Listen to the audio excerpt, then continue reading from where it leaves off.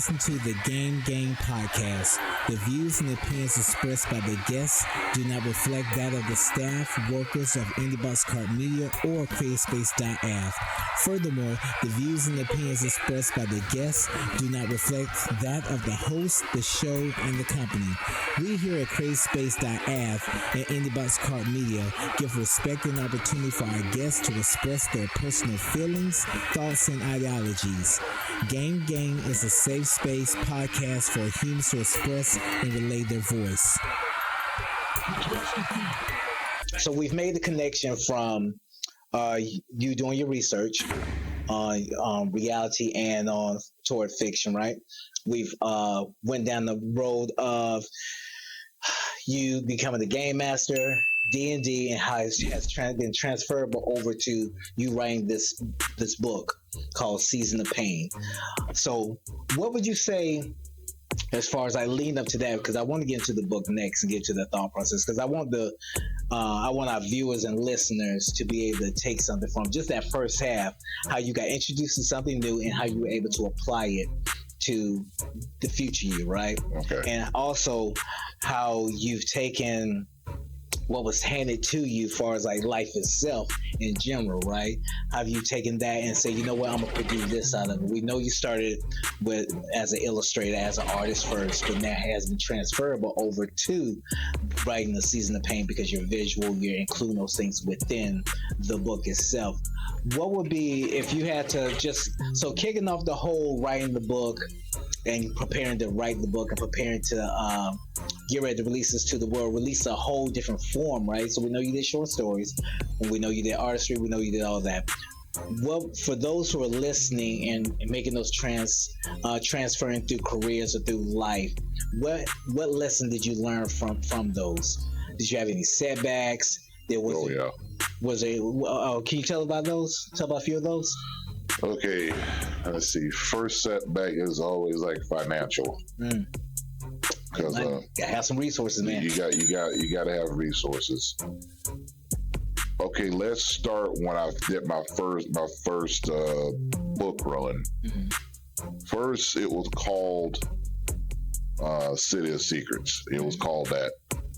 And then I let some other people look at it. I let somebody in the industry look at it and say, well, you needed a content editor, and like, you'd be good to go. And so the lady, she read like 2 or 3 chapters. I was like, you just take the content editor, fix it up a bit, and be perfect. But okay, so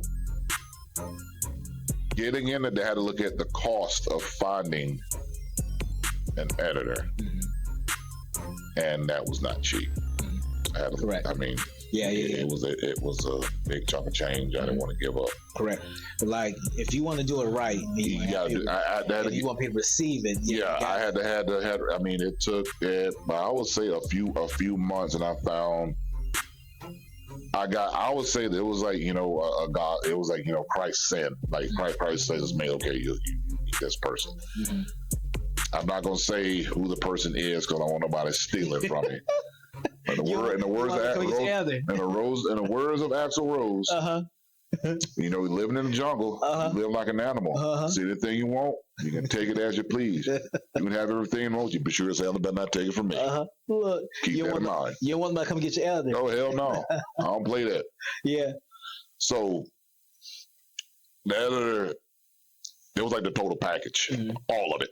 Yeah. Editing, content, marketing, blah, blah, boom. All in one. All in one. All in one. And provided all that in this one space. That was in good old LinkedIn.com. You can find people. See, the internet does have its use, but that's fallen a very minority. I like how you use, I always shout LinkedIn, right? Sidebar.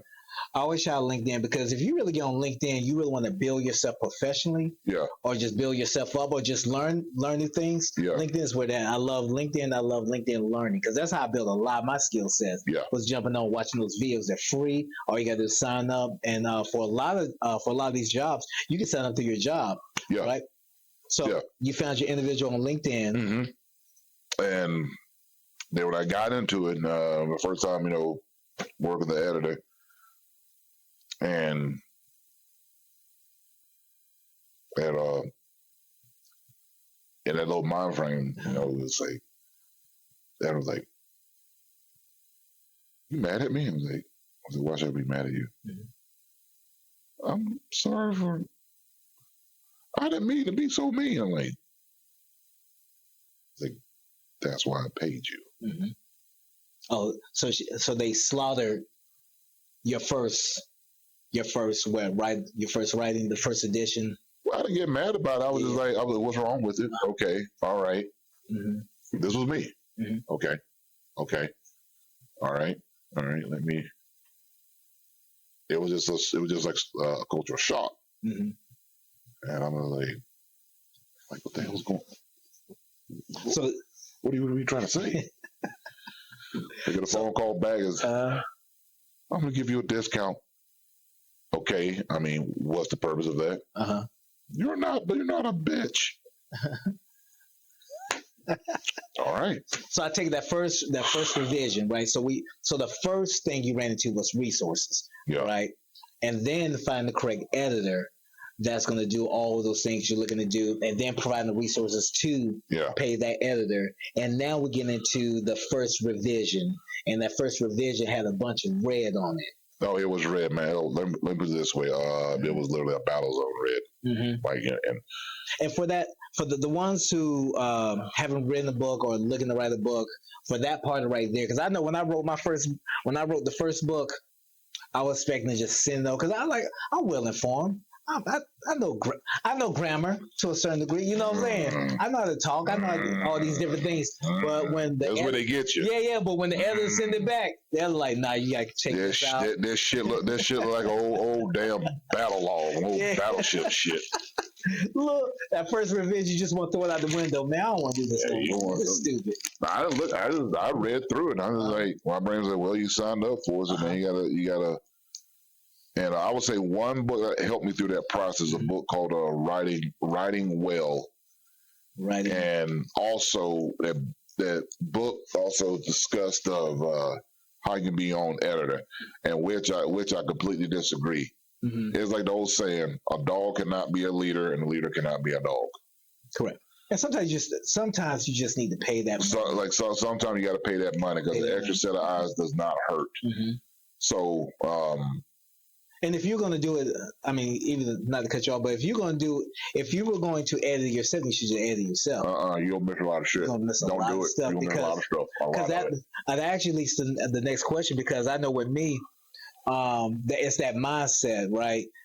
Because I wrote this thing, I handed it off to my editor. My editor said, this thing needs work.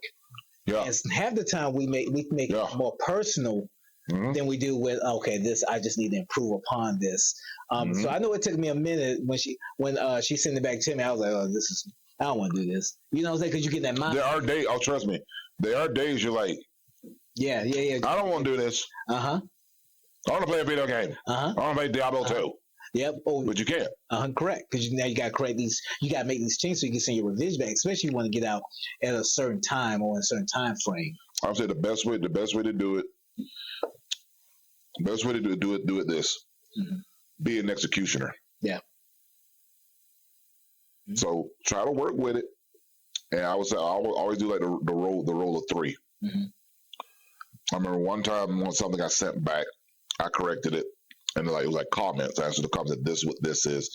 This is how this character talks. It's going to be fragmented gibberish. Yeah. And sent back to that, sent it back to me. Mm-hmm. I was still looking, like, I don't know about this sentence. I read it over. Kill it. Mm-hmm. What? Kill it. Mm-hmm. I read the rest of it. And I was like, that piece of crap. Mm-hmm. It's a look at it and think about this. Which one does not fit in this category? Mm-hmm. Oh, you sure? I'm like, I don't care. Yeah. Kill it. Yeah, because you have to be like that, especially if you want to put something dope out. I say least dope and least entertaining to those who do not know you, right? We can't, like especially like with rap, we get so locked in. I really want to say this thing because I wrote this thing, but sometimes you just got to kill that line. You got to kill it. It just doesn't fit. It's the same thing with every musician. Glenn, that's one of my favorite artists. I don't care if nobody says this, the best guy out there. And on his CDs, like the unreleased tracks, this is stuff never made the album. Mm-hmm. And so you listen to it like, what do you mean it doesn't make the album? Mm-hmm. What the hell were you thinking? Yeah. You know, it's like, hey, look. Yeah. Hey, look, when they going over them songs, Mm-hmm. Damn, this one gotta go. Yeah, gotta go. You gotta go, man. You gotta go. Like that one song he wrote, The Violet Fire. Mm-hmm. Like that should have been like what in Danzig. Like I think it should be like a Danzig 3 or Danzig 4, I think. Mm-hmm. But when I heard it, I was like, this didn't make the damn cut. I'm like, are you serious, man? Yeah. Everything can't go. Everything can't go. You know, everything can't like, go. We'll put it by itself as the other shit I did, but it can't go on that album. I gotta go. It didn't make it. It didn't make it. And I learned that later on, like within my career. I just started recording multiple songs, and then when I start putting my projects together, I was like, nah, this don't make sense on here. This don't sound good as this. So you really gotta hold yourself to the fire and be honest with self and be like, nah, that don't make no sense. Let's cut this, let's add this type deal. You know? Hey guys, thank you for checking out this episode. If you'd like to support this channel, all you have to do is click the link in the bio, grab you a game t-shirt or a Minding My Business t-shirt. Once again, click the link in the bio to support our channel and grab a t-shirt. Thank you. Old saying goes, you got to pay money, to make money, which is 100% true. Someone try to tell you different, they lie. Yeah, no, I'm a sidebar you. Yes, we learned that last year, man. Like, in order to just get to where we're having the phone ring for clients, we had to spend a bunch of money. Of course. Spend a bunch of money. Of course. Yeah, so I do agree with you on that. And the thing, what you don't, this is what I ran into. So instead of going to those expensive people like they'll read your book and critique you like 2 stars, 3 stars, and 4 stars. Also, it was like a big package deal. Somebody have like a big internet platform. Find the ones who do work who are like not this dirt cheap, but they're least expensive. Yeah. So it was 2 of them. I think it was 2 or 3 I worked with. One was an interview. It was a tailored interview. It was copyrighted. I got the copy of sit on my desktop. Now, tell me, when you say tailor, what do you mean tailor? Tailor is like it's like a package. You know what you're getting. Okay. And they have their platform, and then encourage you to have like a Facebook or Instagram or whatever. But however, them likes and that Twitter ain't gonna get you money. Them likes and little comment, all that BS ain't gonna get you money. They're gonna put it in Elon Musk's pocket. Why should I put money in their pocket? The old South African sitting over there. I don't want to put money in your pocket. Now, the other aspect of it is how much you are willing to shell out. When you go to these websites, it's like, if you pay for this package, like $400 or $4,000, I want to see that you're hungry. No, dude, you're hungry for my money. But however, it's like if you want to do this, they'll roll out the red carpet for you. But however, two things got to play in mind. Two things got to go be on call here. You got a product, that product like that, and deep down your heart is like that. Yeah, but also you got the money to show low this guy. And I had to learn like the hard way. And I bumped into somebody on Facebook when I used to have a Facebook, and they kept going on and on about they had me a whole bunch of why you want to use us. I was like, no, I just need another resource. I want to tap into like the Japanese audience. And so they might actually go for this. How I got like the first book set up, season I got how to set up. It's about to turn into something. And so they said, they kept trying to ask who the editor is. I was like, it's none of your damn business who the editor is. You've been using the resource. I said, no, you've been using the resource. I'm not trying to be a partner with you. I'm not going to be a partner with you. I just use it as a resource. So take this money, STFU, and so I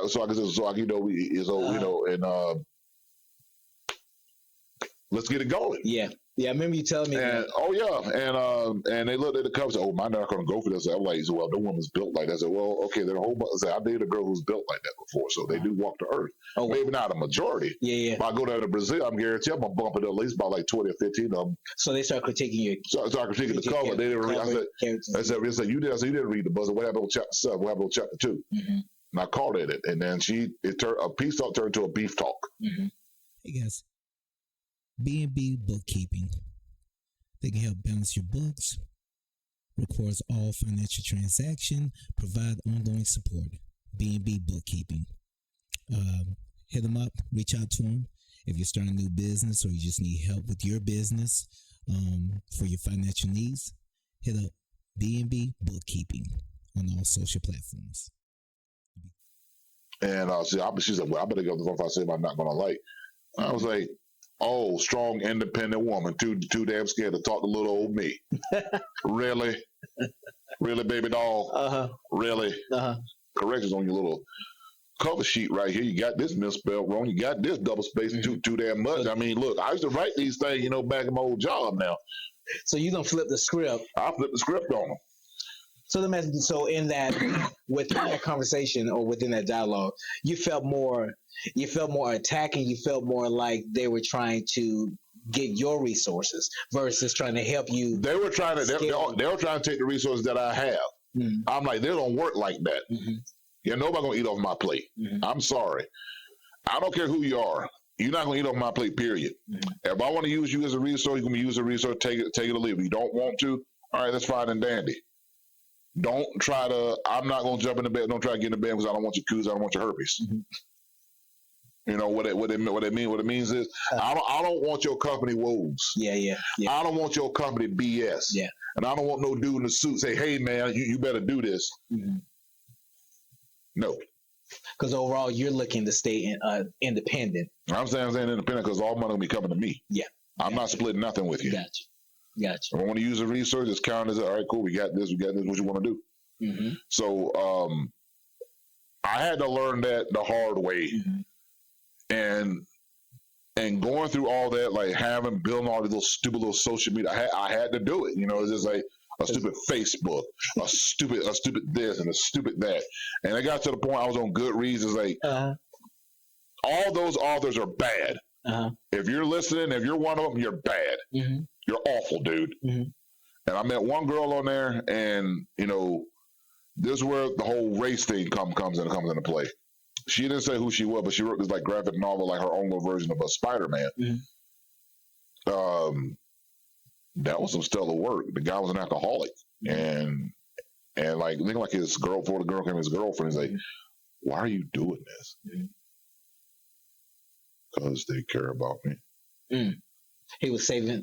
She designed her character to save people, because they care about him. He cared about them. They cared about him. But it was like, she also had the character in his off time. Yeah, was an alcoholic. He was alcoholic. The only people that actually loved him were the people he was saving, completely freaking strangers. Mm. And then when she put her afro and her black face on that shit turned into one star. Mm.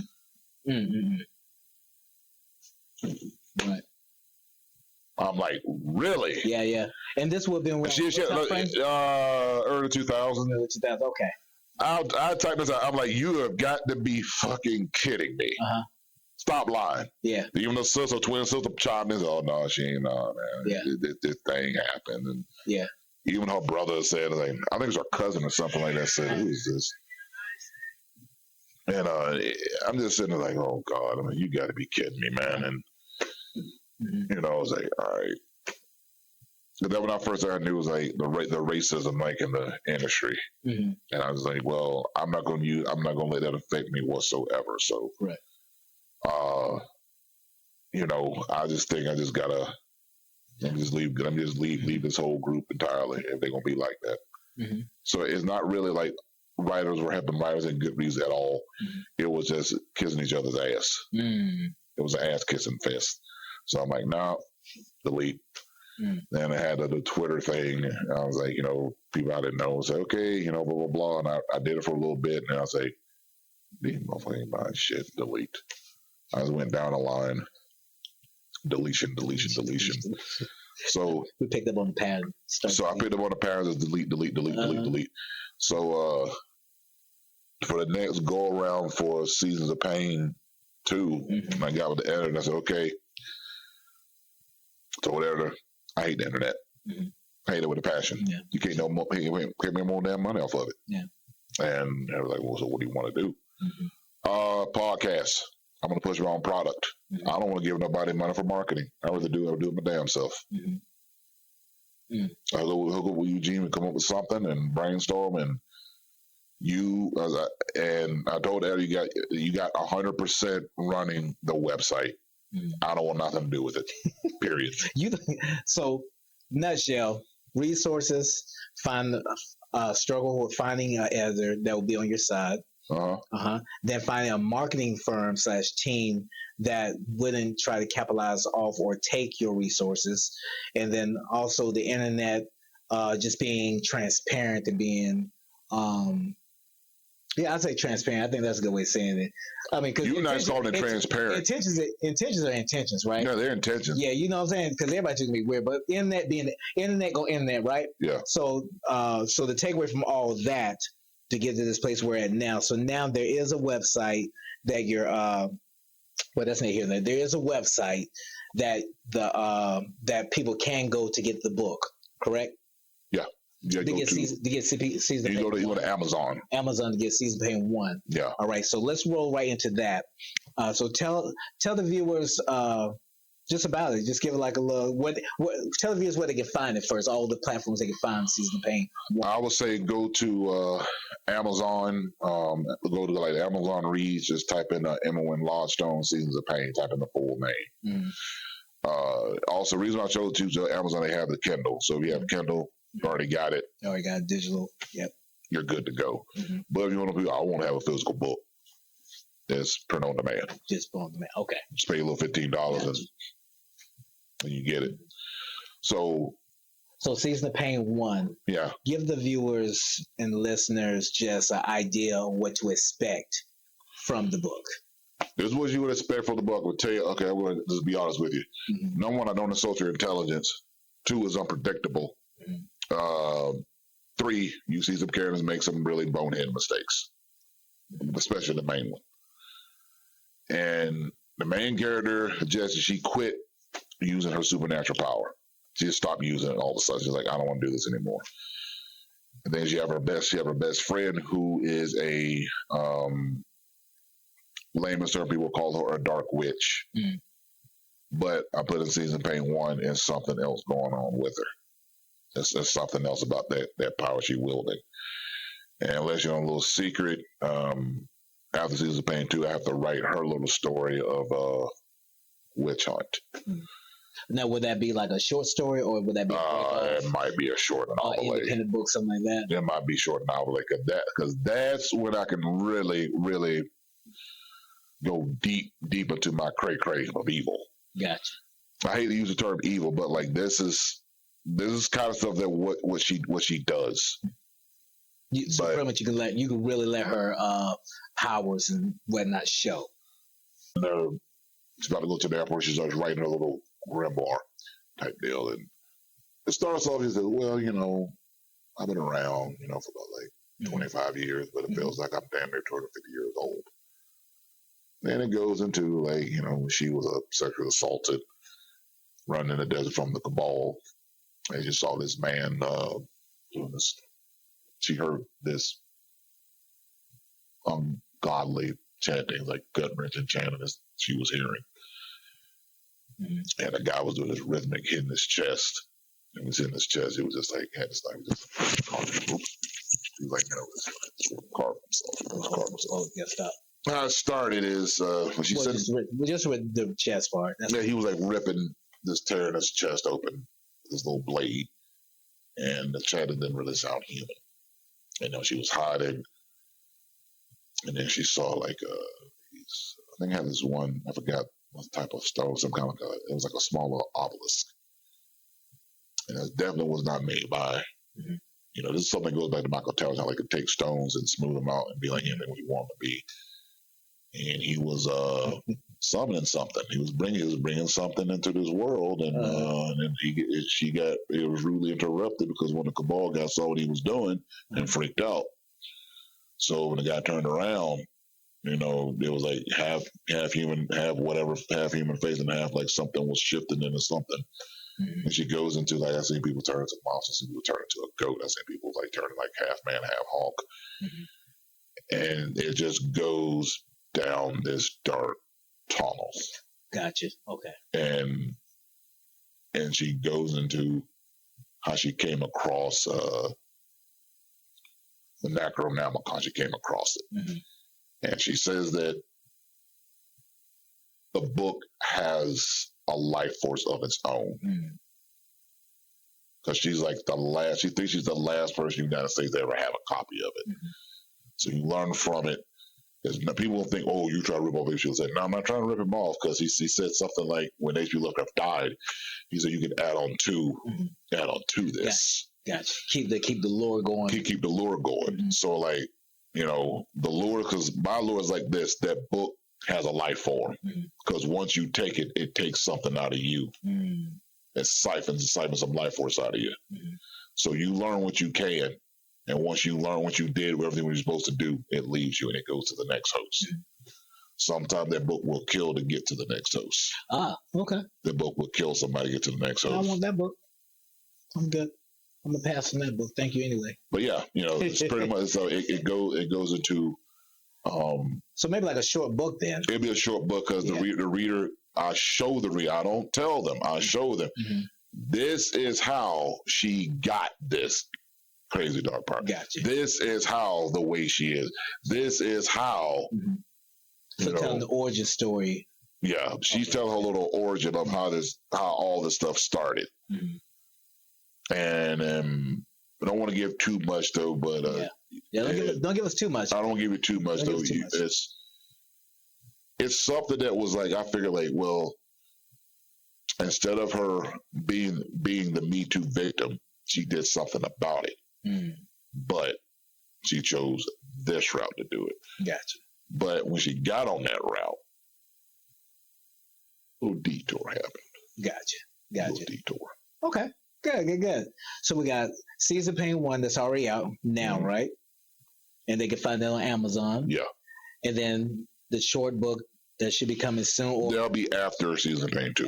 That's going to be after Season of Pain 2. Yeah. And then Season of Pain 2, are you on track to release, or what we at with Season of Pain 2? Season of Pain 2, it picks up where Season of Pain 1 like literally left off. This is when you start getting into the, I was to say this political structure of the supernatural horror. So you get into that. So you get into something I was reading about the good old in South Carolina when they declared into like sovereign state with Obama. Something happened between them and Obama in real life, and so they said, okay, we're gonna be a sovereign state. We're not gonna obey this, blah blah blah. So the supernatural side of things is telling the supernatural side of the government is like, fuck you. We're sovereign. We're not going to obey none of that federal bullshit no more. So it's like, if you try to go after a witch or something like that, you have to check in with the jurisdiction over there. It's up to them to decide like they're going to let you do it. But if they let you do it, they have to bring their arms to make sure you do it right. Gotcha. Or they can just be like, no, we're not doing it. 10 out of 10, all I'm going to say, I ain't doing that. Screw you, man. Gotcha. Yeah. So you'll be getting into that with whether she's going to end up, and the reader's going to see that.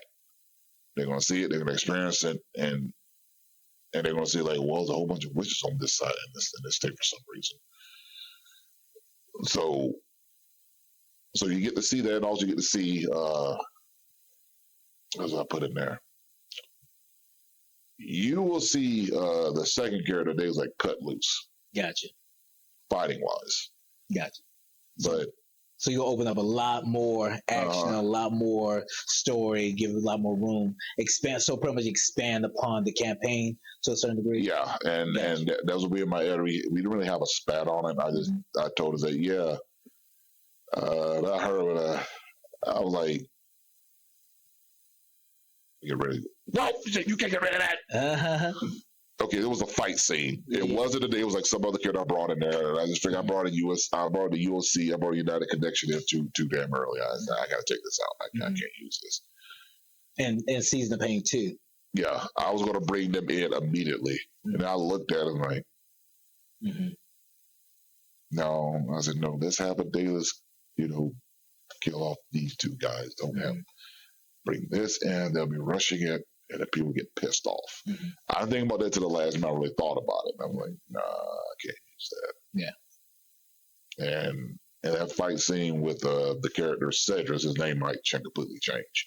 Mm-hmm. With him, he has the power of electromagnetism, what they call it, the back in either call it like the Pharaoh's magic. Mm-hmm. Humans called it that, but really it's not really magic. It's something that each the bloodlines they're born with this ability. Mm-hmm. So he can control the environment.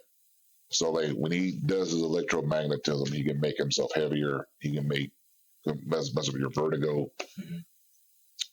He'll appear to you like either he's further away from you or right up on you, make you overreach in a fight. Yeah. Or have your weapon stick to him, stick to his weapon, or make you like complete light as a feather and move you over there. Wow. Mm-hmm. So I decided like, no, take this out. Gotcha. Put it on the back burner. Uh-huh. Put it in the disc. Use it sometime later. Yeah. I was like, yeah, well, I'll use it that outlaw connection later, but as far as like how far I want to go with it, I was like, I really don't know. I know a couple of times I want to write other stuff, do other things with it. I don't know, maybe 3, maybe 4, and then take a break from it and jump back in it later. Mm. Well, on that note, let me ask you this as we get ready to wrap up here, and let's make sure we're providing the listeners with some value, right?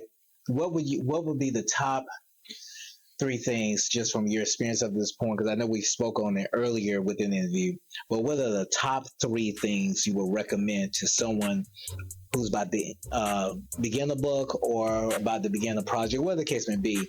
What are the top 3 things that you found that's transferable throughout your interaction while you've been on this journey to create the book and creating art and just this whole journey? What 3 things did you find of value that changed your whole course that the listeners can take? I would say this: every time you're writing, not gonna hit a home run.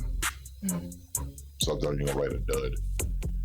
If you can pick up, you can't just pick all of be a writer. Doesn't work like that. I would say if you have an opportunity to take up a class or link up with somebody that can teach you a trick to the trade, I mean, do it, because they might teach you stuff that you didn't even know. And also, you got to have thick skin if you have a mentor or something like that. So when I had a mentor, when I wrote crap, she let me know. She's like, you know what? When I was she's like, sweetheart, she put this on one of my pieces. She said, if I was on my period, I wouldn't wipe myself with this. So that was like, stop pussyfooting around. Get with it. Third thing, it's like it's a muscle. It's just like it's a muscle. You gotta treat it as such. You gotta work at it. You gotta work at it. I would say for your third thing. Third thing, I would say this: the most important thing. Cut negative people away from your life. Okay. Cut them all out. Cut them out. I'm not saying surround yourself with a whole bunch of yes people. Surround yourself with people who they're gonna push you forward. Don't hang around people that are gonna be like, oh yeah, that's good, man. Or people that are gonna hold you back. Just don't talk to them no more. Cut them out your life. And what I mean by that, anybody's on the chopping block. It could be your mother, could be your daddy. If they ain't with you on that, don't talk to them no more. Don't talk to them about it. It's you. And this is one of the key things that's not said with that. Anybody going through course of life, you're gonna have your naysayers, but the old saying goes, the shit that closest to you when you're the hardest. Seize the Pain out now on Amazon.